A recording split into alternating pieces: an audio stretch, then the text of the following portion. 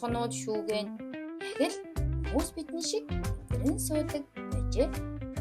Энэ бол Баати хүү. Харин энэ түүний аав Томоо. Ээж Оёо болон дүү Бөөди. Өнөөдөр миний эзэн намайг авч өмсөө авна да. Гэтэл түүнийг эзэн нь биш, харин үгийнх нь эзэн охин андуураад очихв.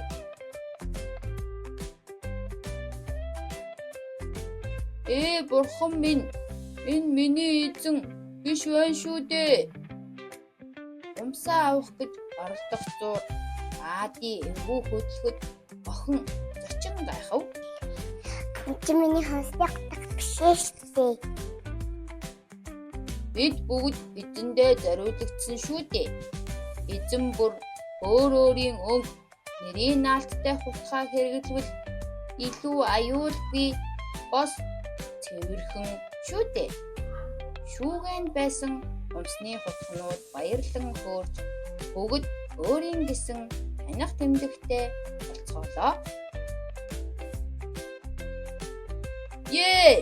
Миний эзэн намайг буцааж авлаа. Тийм ээ. Өөрийн хутгаа хэрэглэвэл эрүүл бас аюулгүй шүү дээ. Хүүхдүүдээ.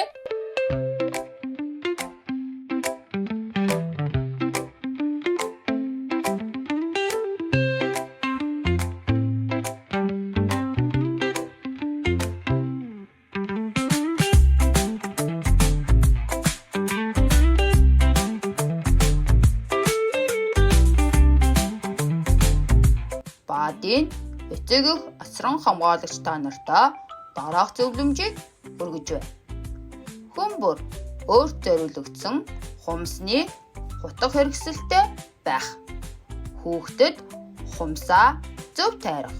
Хумсны хутга хэрхэн хэрэглэхийг тогтмол зааж сургах. Хэрэглэж дуусаад өөрийн тэмдэглгээтэй савнд нь хийх.